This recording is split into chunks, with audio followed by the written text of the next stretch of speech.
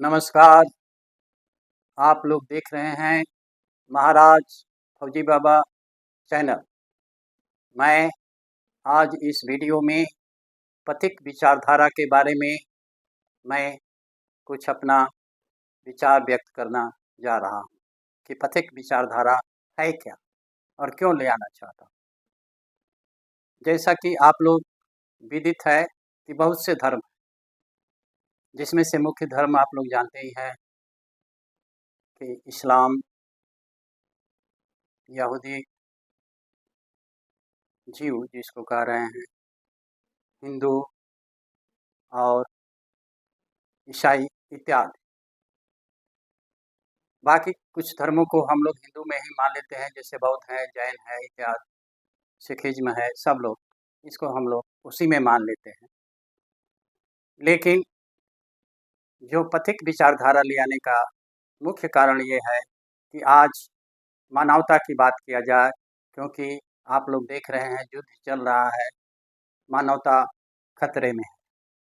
तो इसको और इस पर बात करने के लिए कोई मंच चाहिए, तो इसलिए प्रयास किया गया है कि हम आप लोगों को पथिक विचारधारा मंच प्रदान करने का या बताने का प्रयास करें।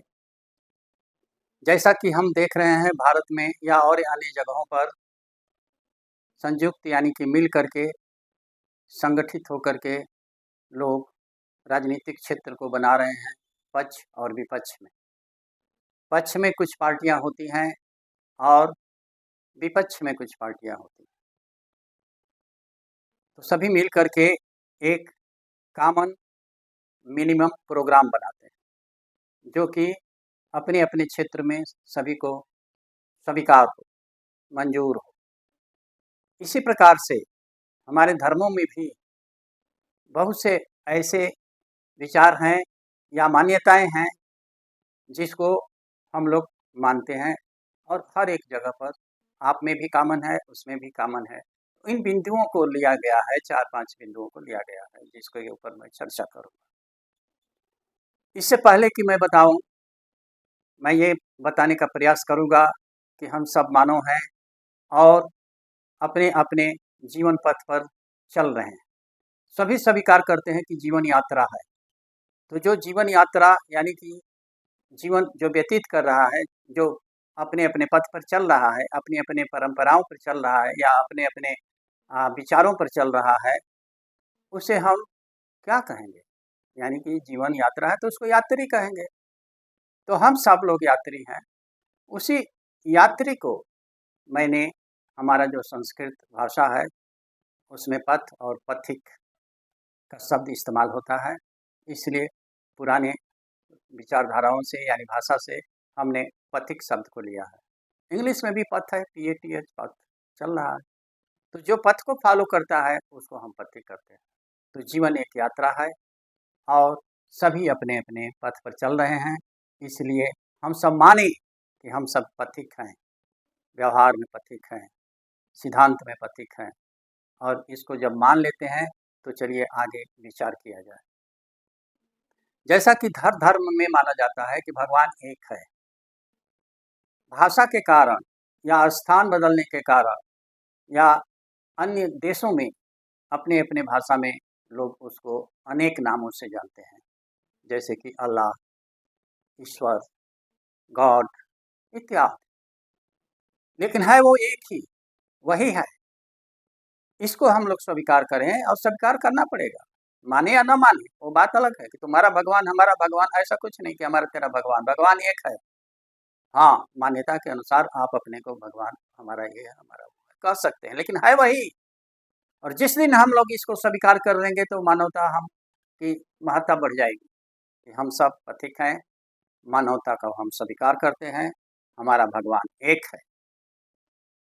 जैसा कि हमेशा धर्म के नाम पर चलता है, झगड़ा होता आया है, युद्ध होती हुई आई है, विस्तारवादी नीतियाँ लोग तरह तरह के कारणों को देकर के आए हैं, तो मैं उसके ज़्यादा विचार में नहीं जाऊँगा।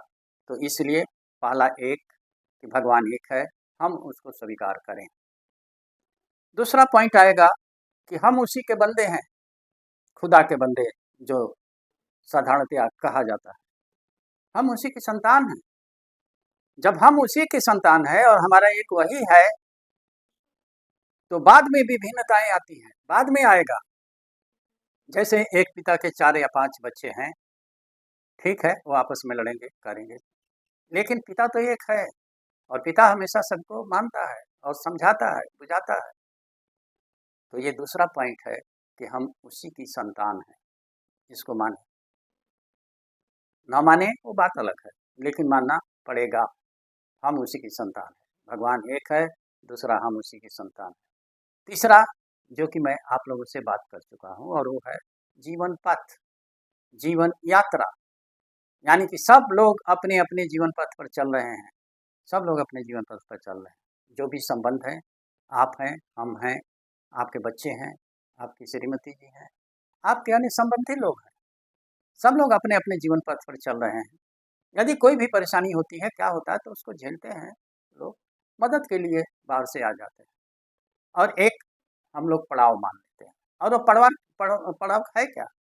प्रत्येक परिवार।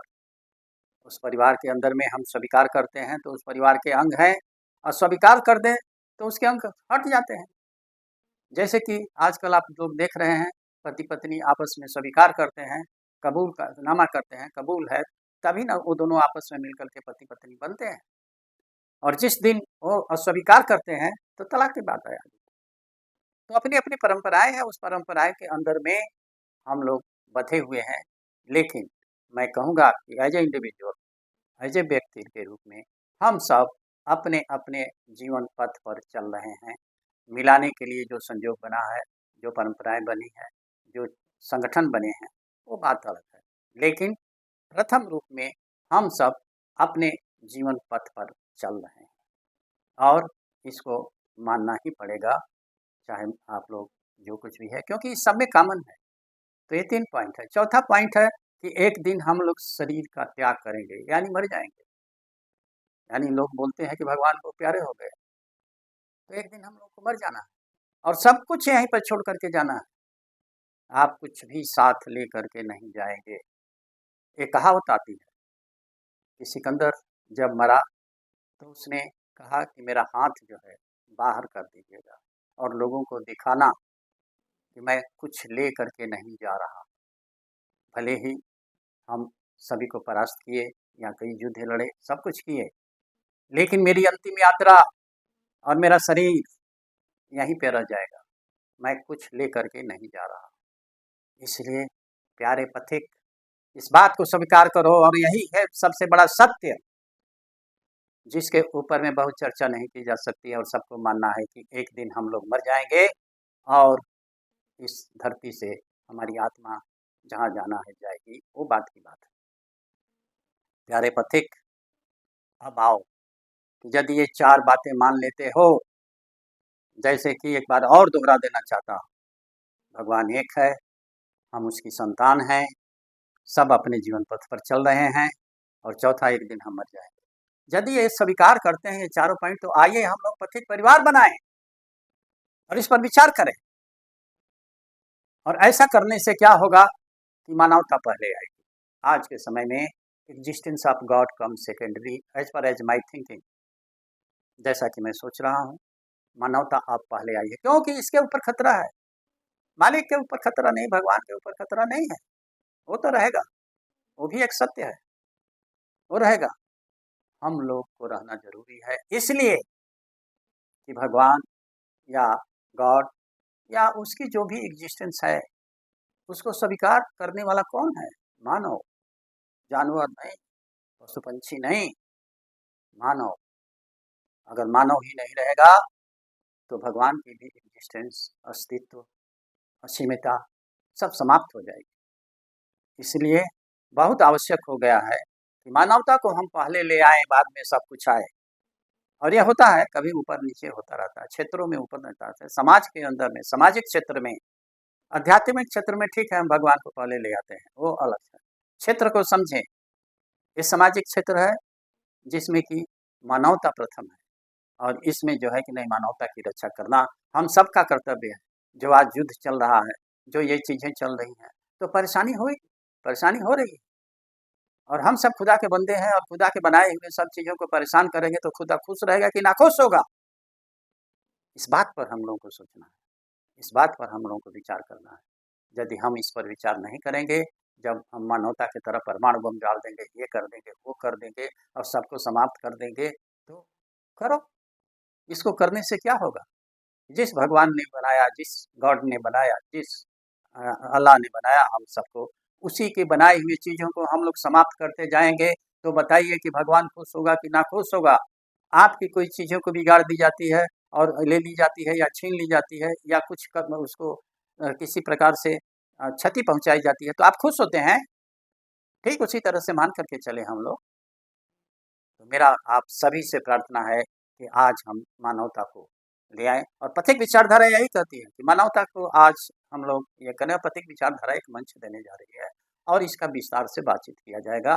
लेकिन आज इस पथिक विचारधारा के अंदर में जो सबके अंदर में कॉमन है, जो सभी मानते हैं और मान्यता प्राप्त कर देते हैं, उसमें से मैंने आपको 5 पॉइंट बताया।